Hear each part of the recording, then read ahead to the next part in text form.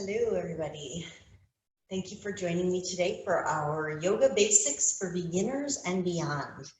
Today we'll be working with some standing poses, so I realize I'm seated right now, but we're going to work with some standing series postures, working with some of those alignment and refinement cues that help us to find the maximum benefit of those poses. So be prepared to do some warriors, some lunges, triangles, all that kinds of fun stuff. If you have a yoga block handy, I would encourage you to go ahead and grab that now. You could use a chair, having that nearby where you'd be able to bring your hand onto the seat of the chair if that's more accessible for you, or a bench of some sort. If you don't have any of those things readily available or don't have them at all, no worries. You most likely have a blanket or some small pillows in your home. So you can certainly fold up a blanket or two to create the same support system that we would have with a couple of blocks or a chair. So we always have options available to us. We want to start in our basic series becoming aware of some of those things so that we don't feel that things like not having the quote-unquote right equipment would prevent us from practicing. People have been practicing yoga for thousands and thousands of years, and long before any of these companies came up with things like blocks and special straps and all that happiness. So that said, I'll give you just a moment or so to continue gathering anything that you may need, or a moment in case anyone stepped out of the room to grab something.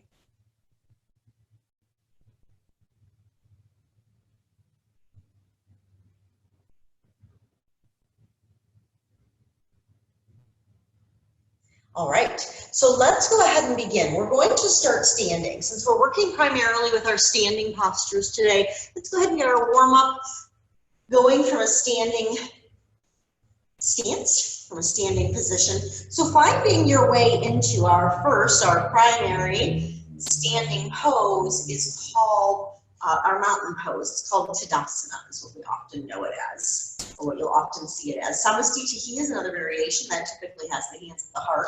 With our mountain pose in the tradition that I was trained in, we have the arms alongside the body. So when you have the feet firmly planted into the ground, you can have some softness in the ankles, a little softness in the knees. Drawing the navel center back toward the spine. Allow the shoulders to soften away from the ears. Crown of the head grows toward the sky. And as with all of our practices, we want to begin by coming into the practice space through the breath. Let's allow those fingertips to draw toward the ground. Slow, gentle breaths. In through the nose and out through the nose, deep diaphragmatic breath.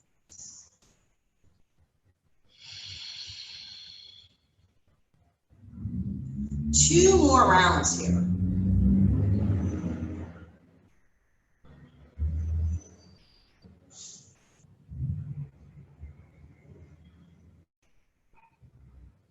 Now, as you continue that deep diaphragmatic breath, start to notice areas where you may be holding tension in the body. Are you clenching the muscles surrounding the knees? Are you pressing the feet into the ground? See if you can soften.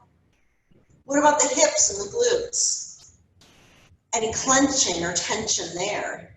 See if you can soften. Low back. It feels tight, you may be clenching. See if you can soften. Notice the spaces surrounding it.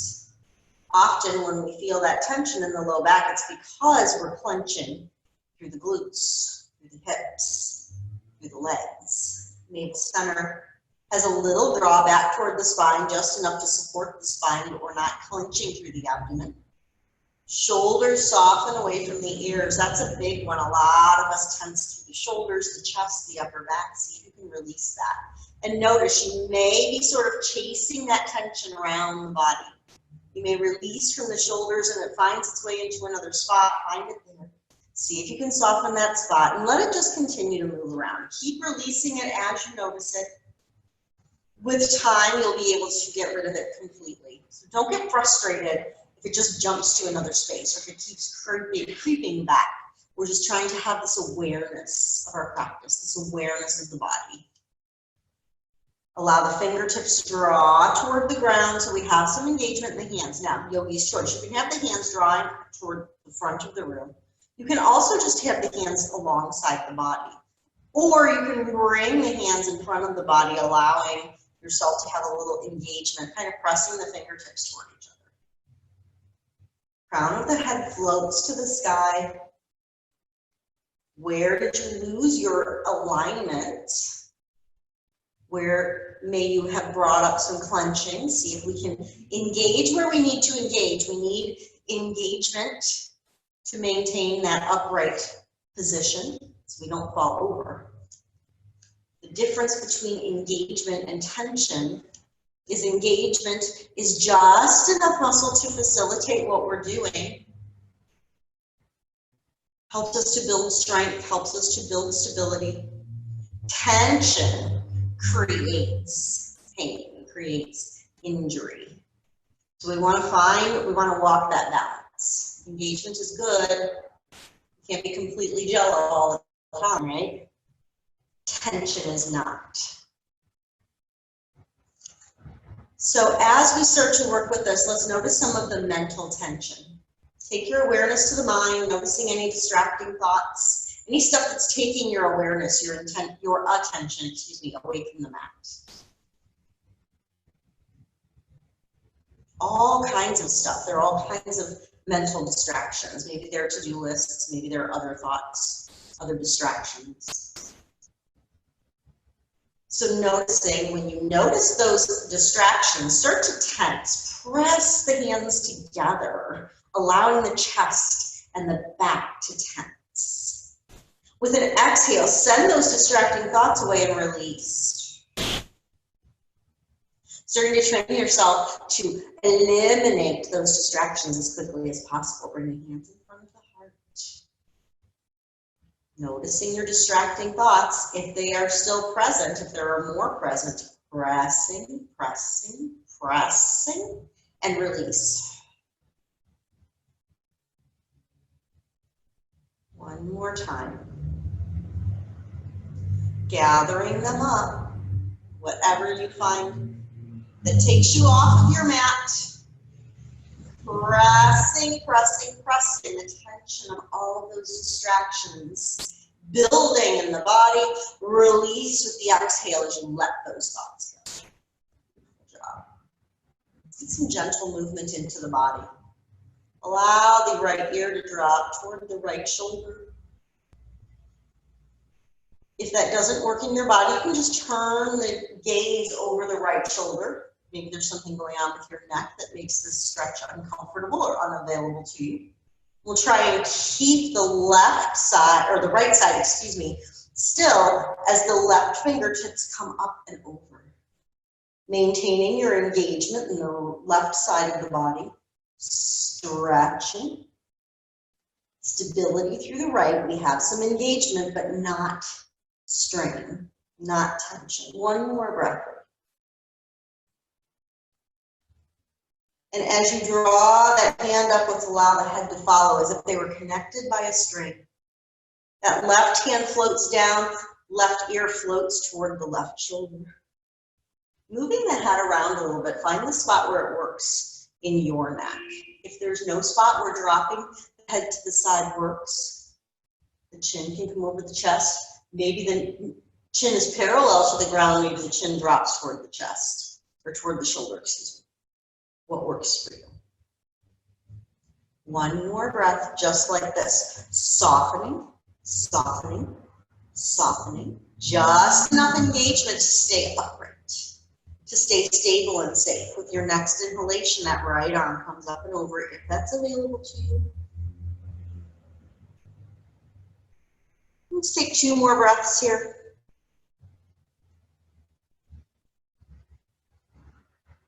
One more breath.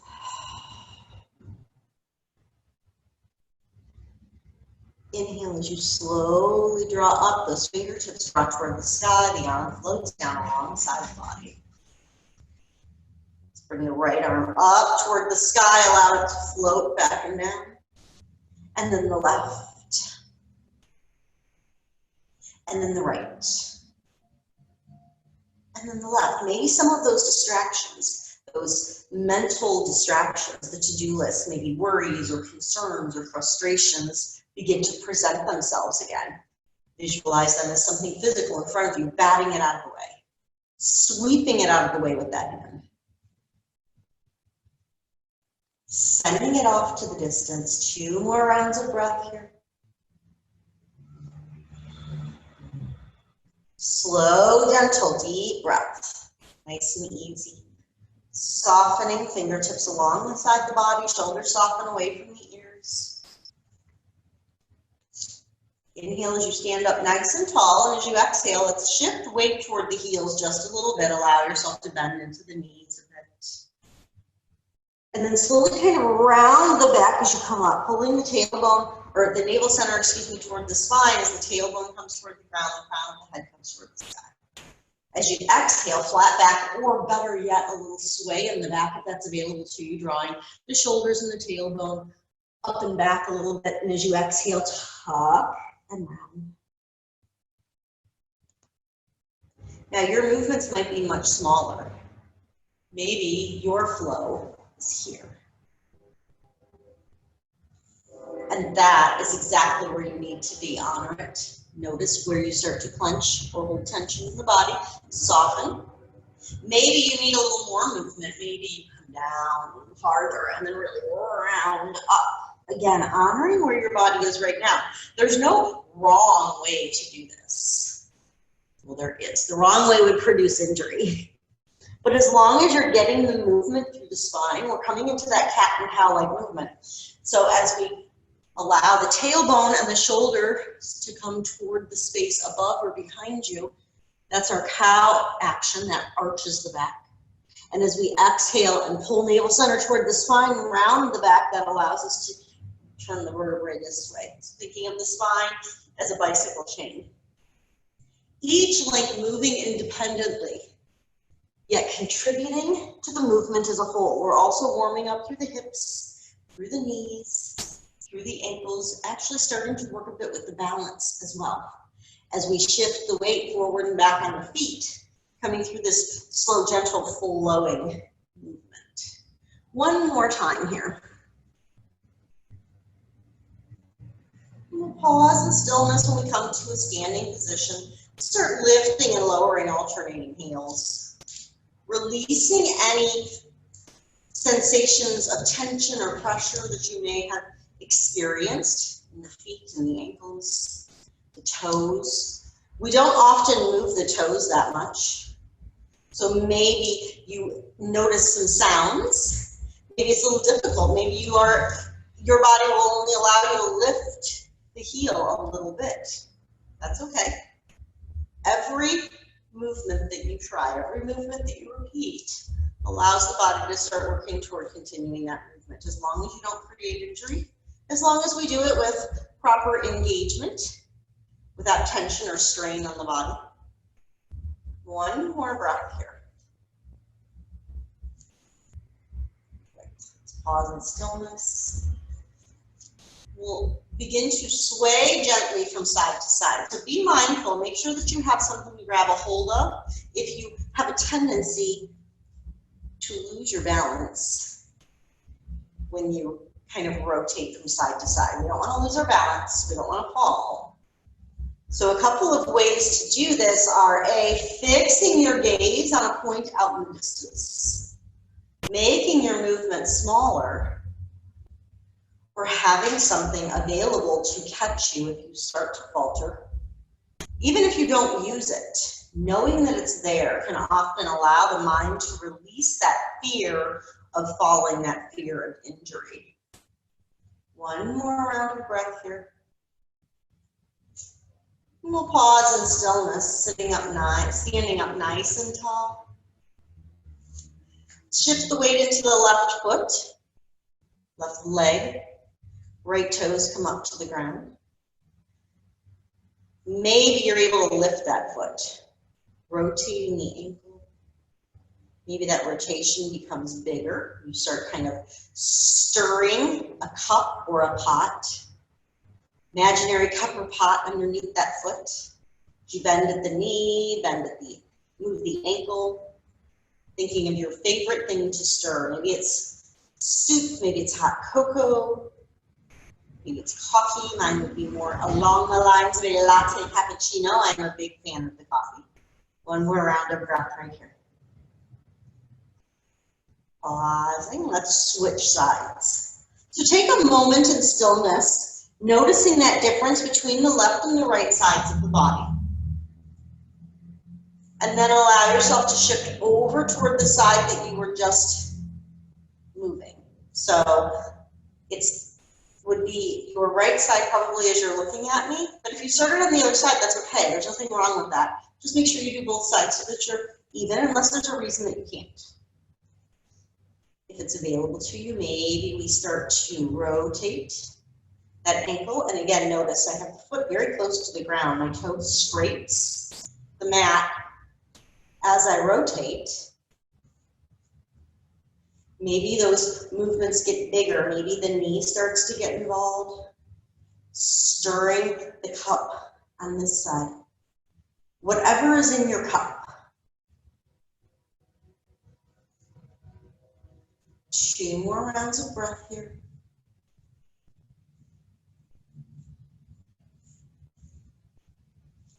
Pausing in stillness, the feet side by side. Take another moment to notice the differences between the left and the right sides of the body. Both sides have experienced the same movement, but both sides of the body are different. So just because we did the same thing on both sides, it doesn't mean that both sides actually feel the same having completed the movement.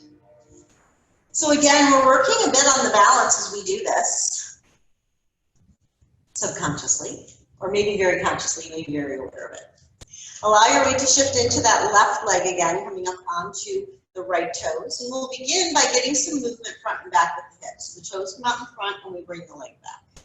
So maybe that foot sweeps across the mat. Maybe you have a little bend in the knee so that you move without making any noise. It doesn't really matter. It's whatever works better for you. Our focus here is that forward and backward movement through that hip joint. One more breath here. Pause and switch sides. Starting to move forward and back with the other leg, noticing fewer pauses in between, trying to find your balance more quickly as you rotate from side to side. 2 more breaths here. Last one here. Slow down, pause in stillness. Switching the weight over to the left side, foot comes out in front, across. Moving the hip joint now from side to side. Again, foot can scrape on the ground or not. What is available in your body right now today? You can have your hand to the wall or on a chair. All great options. 1 more breath. Feet come side by side. Shifting the weight into the right side. Again, left leg, back and forth. Or the opposite leg if you were on the right. If you were working with the right leg last time, that's okay. Left leg, whatever. 2 more breaths here.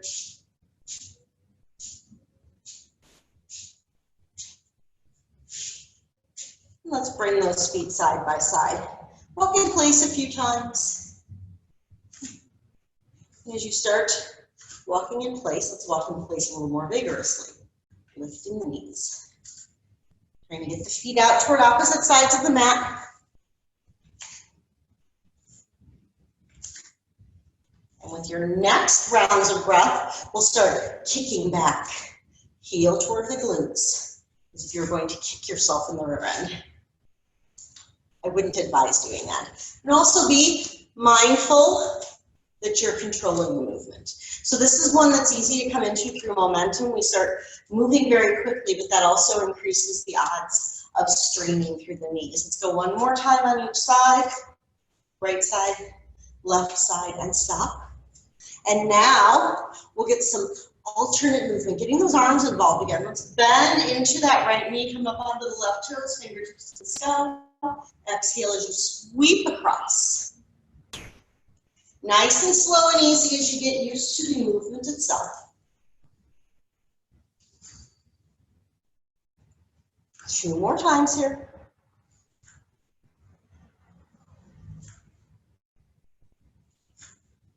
And now we'll pick up the pace of it.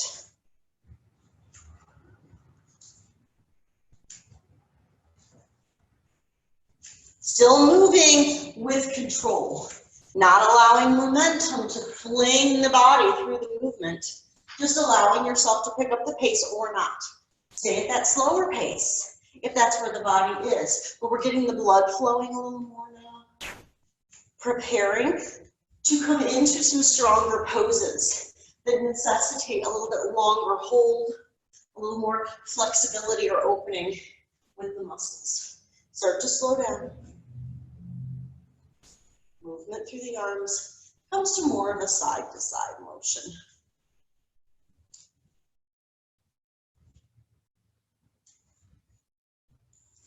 A little twisting through the middle of the body. Maybe we swing the arms around. It's a little washing machine motion. One of my teachers refers to this as the washing machine posture. Two more rounds of breath here.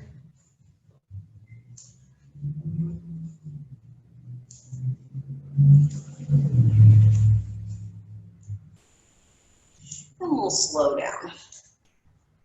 Easing your way back. Allow the feet to point toward the top of the mat. Coming into some little squats. The weight shifts toward the heels. Let's bend at the knees, allowing the sit bones to sink toward the ground and straighten back up. So this is a place where you may want to have your hands on a wall or a chair if you're new to practice. You can also have the hands just at the thighs. So it's important to not just bend and sink down. What happens there is the knees tend to come out in front of the toes, and that's a recipe for injury to the knees. You want to shift the weight back. Tailbone and sit bones start to press toward the wall behind you, sliding straight down, coming straight back up. Two more times here. Facilitating the proper alignment in the pose also helps to maintain the balance. We've got the weight shifted so that everything lines up, so we're less likely to fall over. Doesn't mean that you can't lose your balance here, so make sure you're using any supports, any additional props that you need. Let's pause here. Allow the feet to come side by side. Let's bring the arms out to the side. Twisting towards your right. So to do this, we want to bring the arms around. So we're bringing the left hip back toward the wall behind you as we pull the left shoulder toward the wall in front. That helps to keep the hips properly aligned, soften behind the knees. Inhale through center, let's switch sides. So consciously start pulling that right hip back as the right shoulder comes forward. And you'll notice that as you bring the shoulder forward, that right hip wants to come forward, so it's already back a little bit. Now you have the hips side by side parallel to the short side of the mat. One more breath here. Excellent. Inhale through center. Let's go ahead and shift the weight into that left foot. Come up onto your right toes. Let's take a step back, bending into the knee, and then come forward. Two more times. Take a step back, bending into your left knee, right foot at the ground, and step forward. It doesn't matter how far back it is. Maybe it's a tiny little movement. As long as you're mindful that that knee's not coming in front of the toes, we're just preparing for our warriors. Find your natural stance. You want it to be as wide as possible. You want to strengthen that front leg, stretch in the back leg. There's no need to come into a huge wide stance if that's not where your body is, and all that does is cause you to lose balance or overdo. Find your space. The hips and the shoulders both track toward the top of the mat. We have strength in this front leg. The middle of the kneecap is roughly aligned between the second and third toes. That back leg is nice and long and strong, so you can see, I'm going to shift out of proper alignment just so you can look at that back leg. That foot is completely flat on the ground. We're not up on the toes like a lunge. Let's find our warrior one. Fingertips find their way to the sky, and we'll give ourselves an opportunity to get a little break here. As you exhale, the arms come down alongside the body, straightening that left leg. Inhale as you come up. Shoulders stay soft away from the ears. Exhale as you straighten the front leg, arms alongside the body. If this doesn't work for you, you don't have to do this. If you would rather work on just holding that warrior stance, stay still. These are all just options that allow you to find the right positioning in your body, that allow you to explore the alignment in your body. So maybe you landed here and you find that with this movement, this is where you need to end up, or this is where you need to end up to get that strength in the front leg and the stretch through the back. One more breath right here. With your next inhalation, let's slowly roll open. Bring those fingertips toward opposite sides of the room. So we're pulling the left hand forward, the right hand back. The arms are about shoulder height. So we're not bringing the arms up toward the ears. You can have the arms lower if you need to. But let's begin by trying to hold the arms up. So this is part of the posture. That strength and stability through the arms, the shoulders, the legs. One more breath right here. And we'll start getting a little more movement. Straighten the front leg as you bend the elbow, bringing the hand into the chest. And then switch sides. So as we straighten the front arm, the back arm comes in toward the chest and we bend into that front knee. Opening and bending. Two more times. So the gaze stays out over that left shoulder. One more time here. And then from here, open into your warrior two. Let's straighten the front leg as we bring that right hand down the back of the left leg. The left fingertips can come to the sky, or you can even come into a little back bend. And then bend back into your warrior two. Inhale as you open into that exalted warrior. Exhale as you find your warrior two. Two more times here. And that leg may be screaming at you. So maybe you leave that left leg straight or wherever it feels some relief and just work with the movement through the arms. Maybe none of it's working for you right now and you give yourself permission to take a little break. Either taking a break as you continue with this practice, or if you're watching the video recorded variation, taking a little break as you pause, coming back to this. One more time here, bending and straightening the knee if you choose. Let's bend into that knee once again, fingertips draw toward opposite sides of the room. We'll straighten that front leg once again. We reach for the wall in front of you. And once you feel that you can reach no more, we're going to allow that hand to come down. So if the hand does not touch the ground, this is where you would bring the hand to the seat of a chair, if that is available to you. So you can kind of see in my space here, if I reach forward, there's actually a little chair here. So you can come into your triangle pose this way. You can also have a folded blanket or a yoga block here, or two. We just want to be able to make a firm connection to the ground or something that simulates the ground. Now this right hand, maybe it doesn't work to bring it up. Maybe there's something going on in your shoulder that doesn't feel right. You can let it rest at your hip. You can bring it across the low back. Your gaze can come up over that right shoulder toward the ground, or the neck can just stay neutral. One more breath here.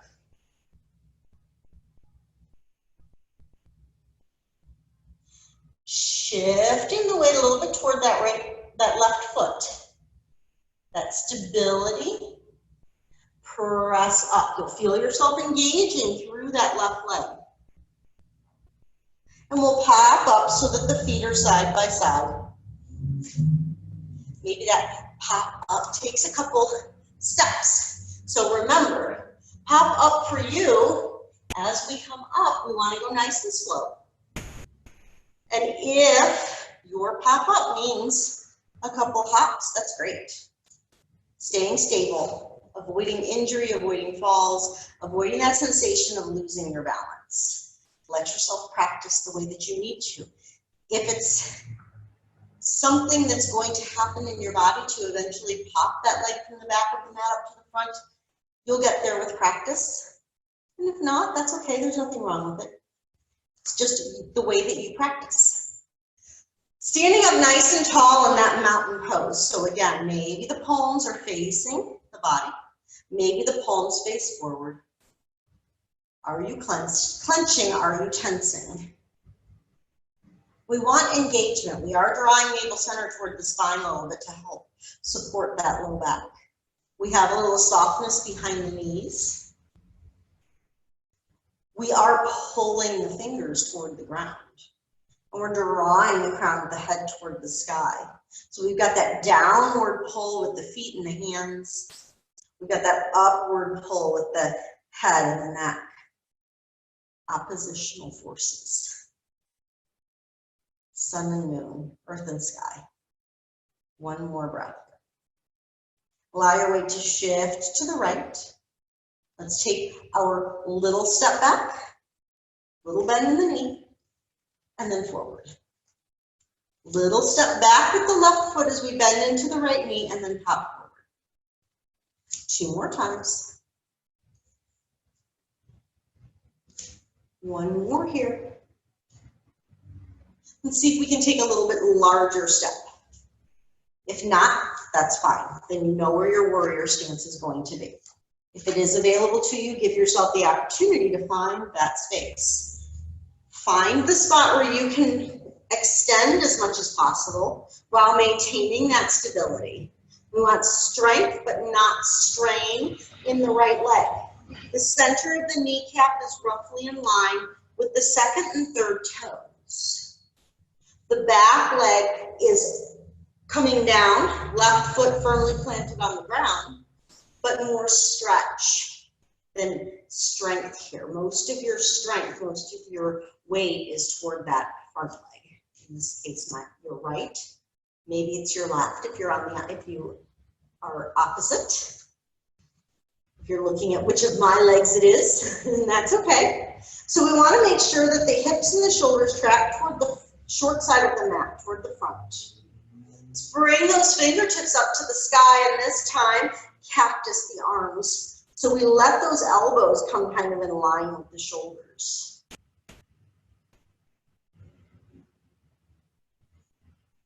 Inhale, allow the arms to drop down alongside the body. As you exhale, come into your warrior one with the cactus arms. Straightening the arms in that front leg, and then bending back. 2 more times here.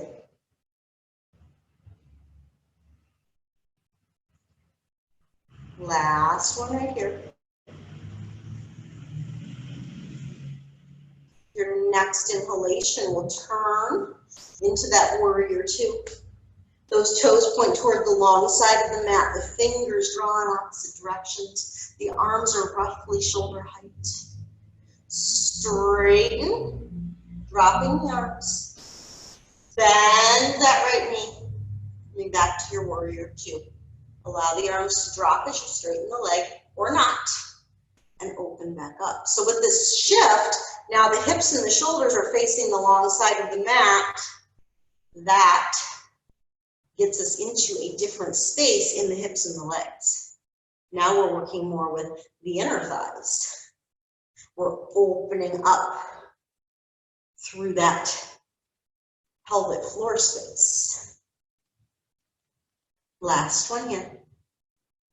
We're going to continue our warrior 2. You can keep the legs steady, or you can continue to straighten and bend that right knee. Straightening as we bring the right hand in toward the chest, or leaving the knee bent.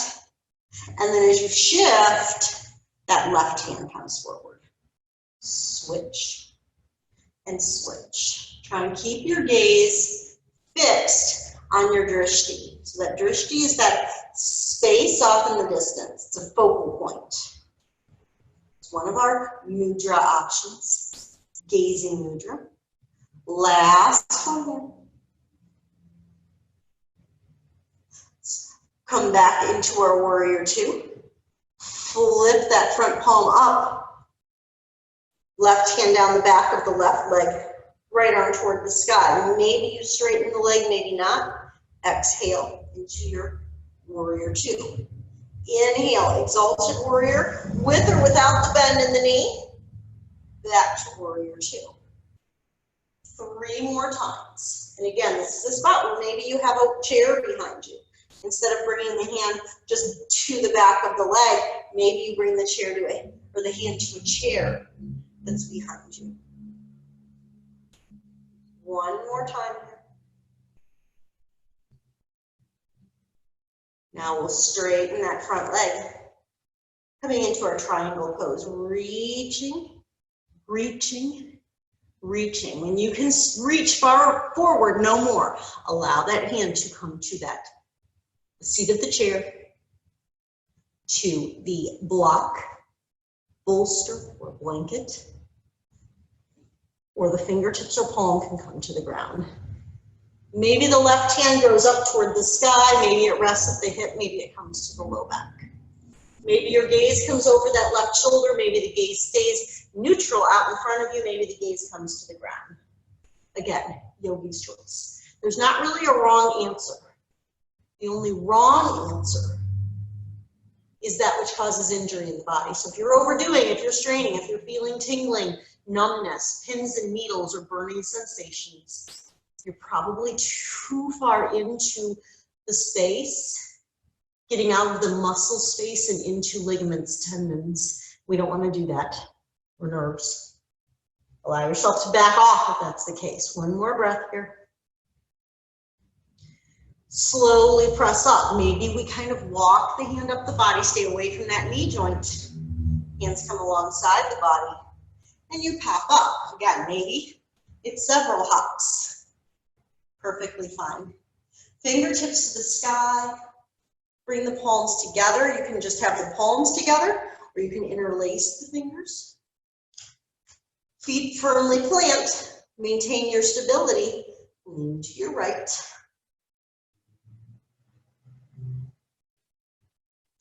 Inhale as you come up. Exhale. Lean to your left. 1 more breath here.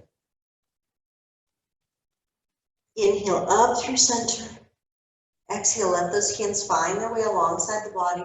We're going to find our way into our chair or to the ground for our rest. We take a little extra time in our rest today.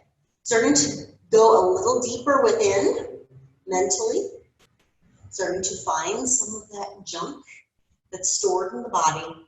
So we're going to take a little extra time to soften and release the body today. Do a few more things once we get to the ground, and then finding our way to our resting pose. So if you need anything extra, if you need a blanket to cover with, if you'd like an extra blanket or a pillow to place behind your head, a bolster or a couple of folded blankets or pillows for behind the knees, go ahead and get a hold of those. If you would like, if you're coming into a seated position, into a chair, or sitting down with your back against the wall for your rest, just be mindful that you'll probably want to have something underneath the hips to elevate them a little bit so that the knees are a little bit below the hip creases, or at least even with. You may, again, because we're going to be coming into a more deep relaxation phase, deeper release in the body, you may find that you get cold even if your room is relatively warm right now. So I would recommend having a blanket to wrap around you, or maybe a jacket or a sweater to cover with if you need that. When you are ready, let's let those fingertips float to the sky.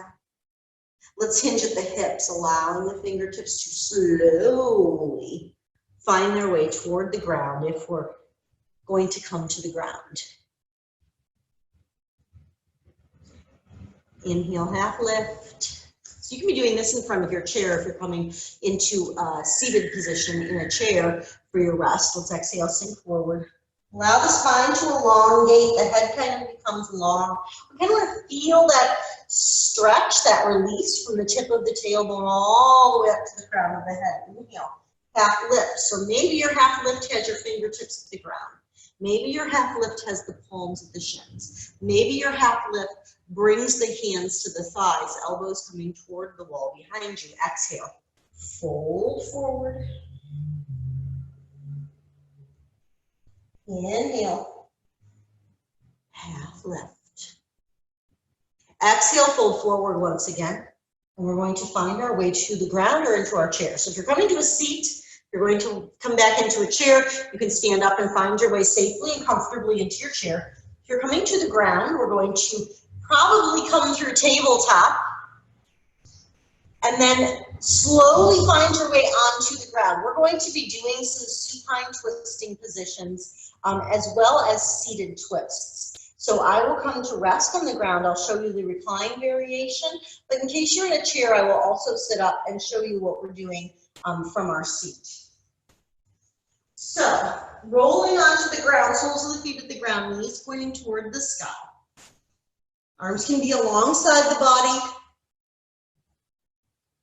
We want the feet about hips width distance apart. So that does not mean all the way out where the outside of the flesh of the hips is. That's where the legs are in proper alignment. The femur just kind of growing out of that hip socket to the knee. The bend at the knee coming straight down to the ankle and into the foot. We're not extending. If we were just propped up like this without muscles to allow us to pull the feet or the legs toward opposite directions or closer together, this is where we would land. Allow the arms to come alongside the body or rest at the abdomen or wherever you'd like them to rest. And if you are in the supine position, let's begin to rock the legs from side to side. Now, if you're seated, you may be able to sway the feet or the knees from side to side, but if that doesn't work, don't worry about doing that. This is just to allow us, when we're lying at the ground, to start getting accustomed to the idea of bringing the legs toward one side or the other. So once you're here, let's begin to allow those knees to drop toward the right side. So we start to stack the hips. So we're pulling the left hip toward the sky as the left shoulder comes toward the ground. Your gaze can come over either shoulder or your gaze can come to the ceiling. If you're seated, if you're sitting in a chair, if you're lying down, stay where you are, unless it's not working for you, in which case allow yourself to come out of it. If you're in a chair or you're seated at the ground with your back against the wall, it's going to be the same thing. We're going to keep the hips nice and stacked side by side. We're not moving through the bottom through the hips or the legs at all. And we're just going to turn from the waist, allowing that right shoulder to come toward the wall behind you, the left shoulder toward the sky.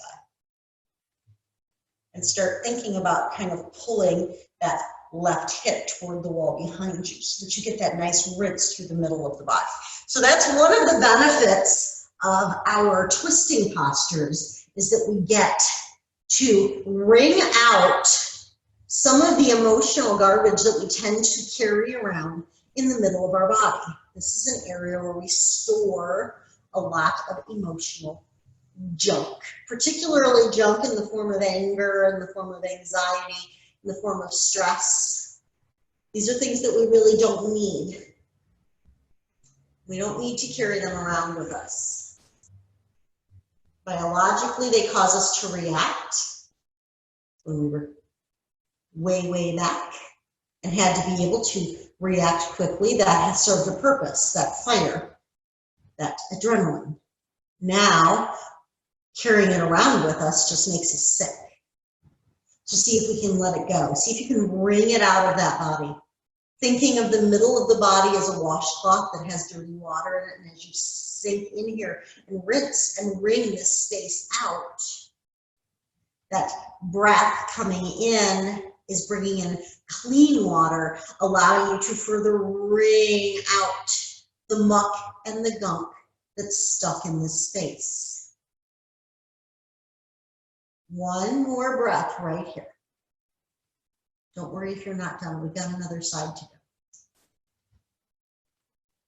Inhale, coming back through center. So whether you're seated and you turn to face the front, or you're lying on the ground and you bring your knees to the sky, lying on your back once again. Just give yourself a moment to reset. Noticing how the body feels, noticing what's happening in your body right now. Noticing what's happening in your mind right now. Let's take a big breath in through the nose. And as you exhale, find your way into your twist toward the other side. So if we're lying down, we want to roll toward our left hip. If we're seated, we want to turn toward the left side, allowing the right hip to draw back. The left hip kind of draws forward, left shoulder pulling toward the ground or the wall behind you, depending whether you're seated or supine. So supine meaning that we're lying down on our back. There are poses where we're usually either standing, seated, I shouldn't say usually, there pretty much are only a few options, seated, standing, supine, lying on your back, or prostrate, which is lying on your abdomen, or abdomen facing forward. Inversions draw the crown of the head below the heart or toward the ground. So forward fold is an inversion. Sit bones and tailbone are above the head and the heart. Downward facing dog, child's pose, all inversions. We bring the toes up and our legs up the wall. Posture, that's an inversion. We bring the feet up toward the sky in this supine dandasana, lying on our back, that's an inversion. So we have a lot of options to explore those. We'll work on those in another class, but just being aware of some of the options, the styles of poses that we work with. Positioning poses and what creates these different styles of postures. With your next inhalation, we'll slowly roll back onto our back. Or come back seated in a neutral position. Pausing for a moment, just noticing how you feel.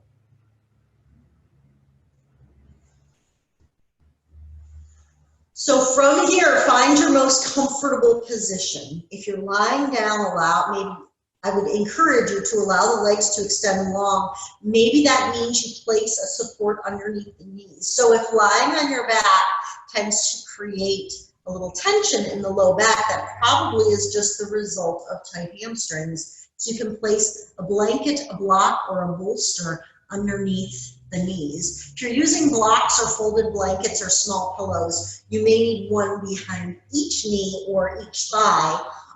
We just want to shift so we have that little tilt in the low back, and that may allow you to find the space where you can kind of settle in, where you can kind of soften. Arms can be alongside the body.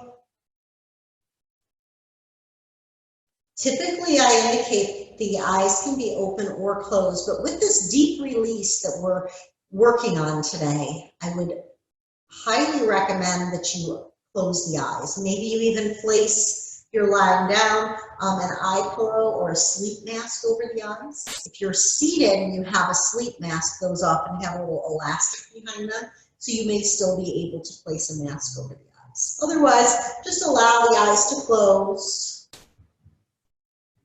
And if that's absolutely not available, maybe you just kind of soften them. Gazing, closing the eyes part of the way. If you're seated, gazing at the ground. We really want to try and eliminate all of those visual distractions. So that's the reason for lying down, or for closing the eyes here. One more round of breath. Let's begin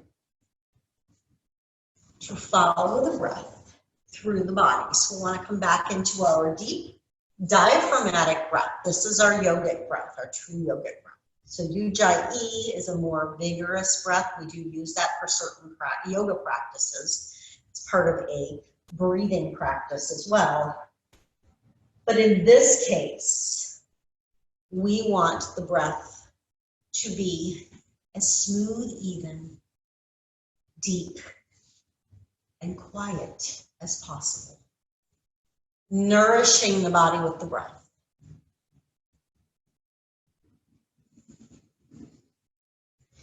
We'll work with a little release, our 61-point release meditation technique, or 61-point relaxation called Shavayatra.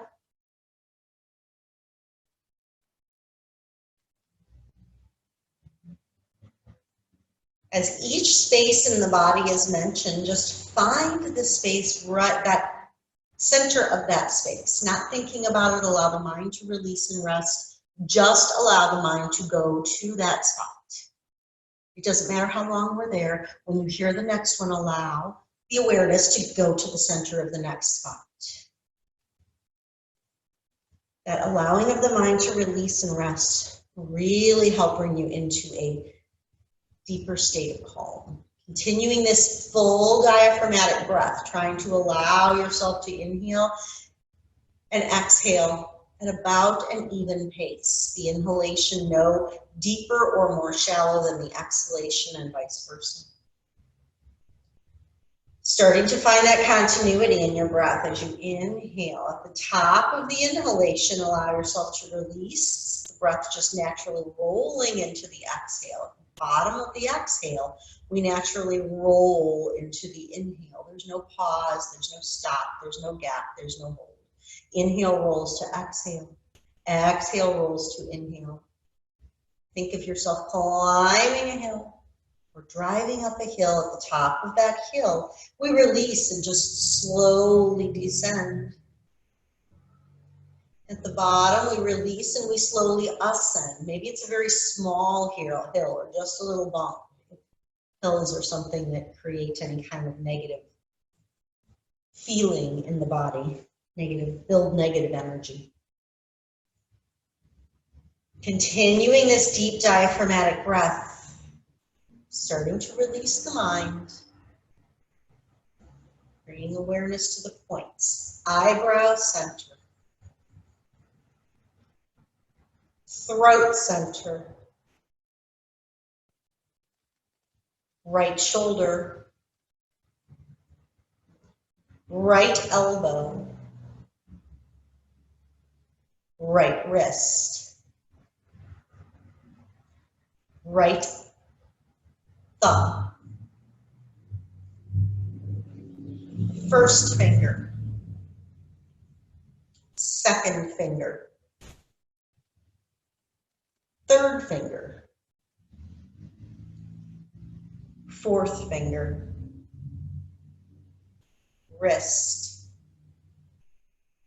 elbow, shoulder, throat center, left shoulder, elbow, wrist, thumb, first finger, second finger, third finger, fourth finger, left wrist, elbow, shoulder, throat center, heart center, right breast center, heart center, left breast center, heart center, navel center, pelvic center, right hip, right knee, right ankle, right big toe, second toe, third toe, fourth toe, fifth toe, right ankle, knee, hip, pelvic center, left hip, knee, ankle, left big toe, second toe, third toe, fourth toe, fifth toe, left ankle, knee, hip, pelvic center, navel center, heart center, throat center, eyebrow center. Breathing to the tips of the toes, 3 to 5 breaths.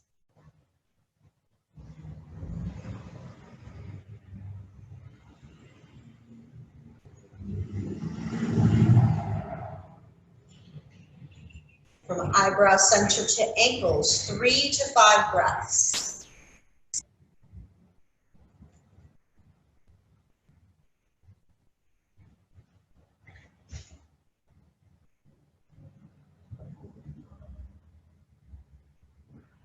From eyebrow center to knees, 3 to 5 breaths.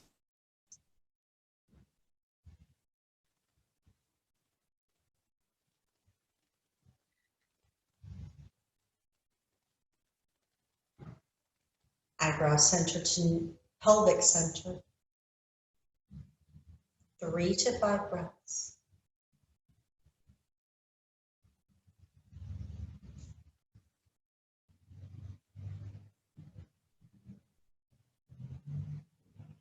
Eyebrow center to navel center, 3 to 5 breaths.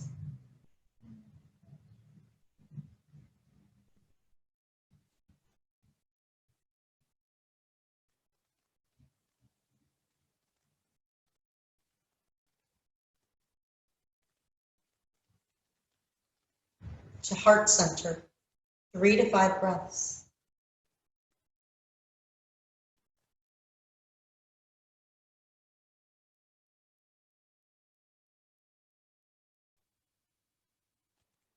To throat center, 3 to 5 breaths.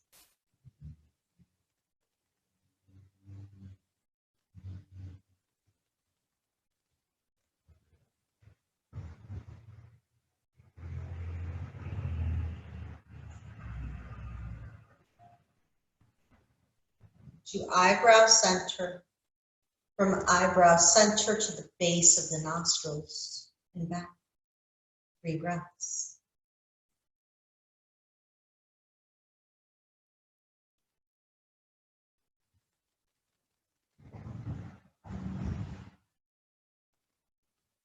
The tips of the nostrils to the crown of the head and back, softening and sinking against your mat or your chair. Settling in for a few more moments of stillness, reflection, and quiet.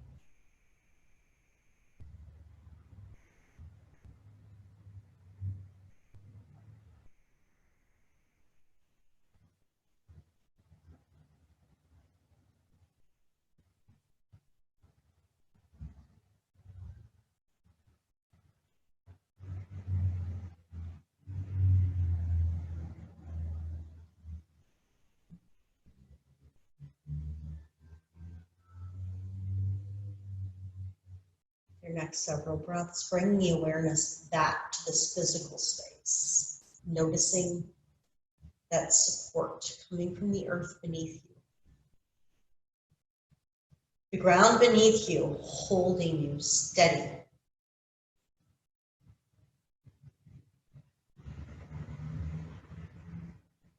Have an awareness of the temperature in the room that surrounds you. Follow that temperature to the nostrils. Taking that breath all the way to the fingers and the toes. Big, full, diaphragmatic breaths. In through the nose and out through the nose, beginning to get some gentle movements into the fingers and toes. Wiggling fingers and toes, maybe you rotate wrists and ankles. Maybe you rock the head from side to side. Maybe not. Doing any of these things, all of these things, none of these things, what works for you? Maybe you begin to draw the soles of the feet to the ground, knees pointing toward the sky, allowing the knees to sway gently from side to side.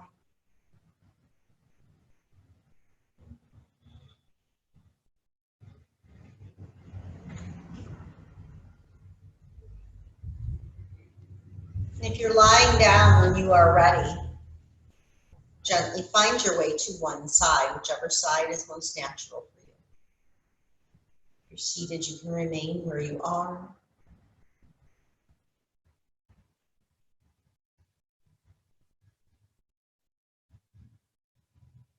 Everybody will find their way to a seated position, the most comfortable seat. Maybe propped up on a blanket, a bolster, a pillow. You're in a chair, maybe you remain right where you are. Maybe you need to make some adjustments. Hopefully not. We should have been nice and comfortable where we are. If your eyes are closed, allow them to slowly begin blinking open, easing light into your field of vision. You covered the eyes with a sleep mask and it's still on, removing it and then allowing the eyes to blink. Anything else would have probably fallen off when you came up, right? Sitting up nice and tall, feel the sit bones, the tailbone drawing toward the ground, helping you to be rooted in place. The root of the body rooting you to the ground. The crown of the head, that 1,000-petaled lotus growing toward the sky. Center of the body, the stem.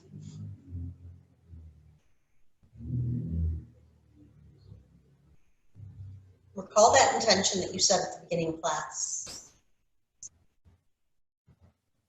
If you don't recall what it was, that's okay. Maybe you just notice a sensation of serenity, holding your awareness on that. Maybe you create an intention now. And with your next inhalation, bringing the hands toward the center of the heart, drawing to you whatever that is, that sensation of serenity or that intention.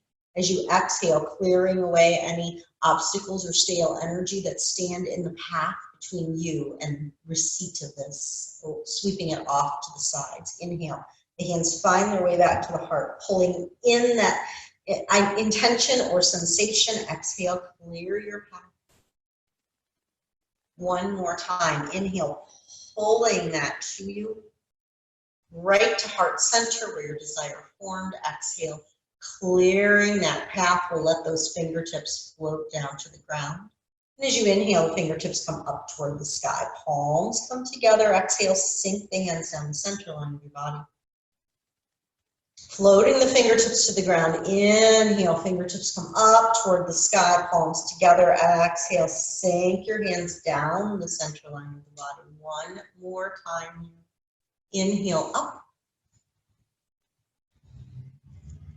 Exhale, hands down the center line of the body. I'll close our practice with an Om, or signal to close the practice with Om. You're welcome to join me, or you can rest in stillness. I'll inhale, bring the arms overhead in preparation.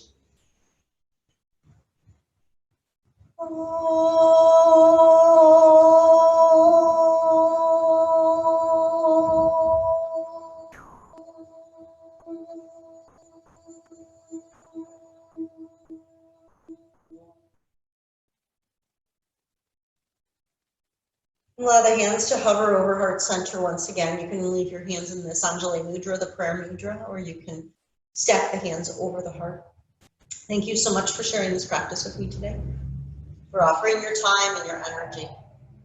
May you be happy. May you be healthy. May you be secure. May you have inner peace. May you be free. And may you know love. We seal our practice with a gentle forward fold, honoring ourselves and each other. If you choose, you may say namaste. Namaste.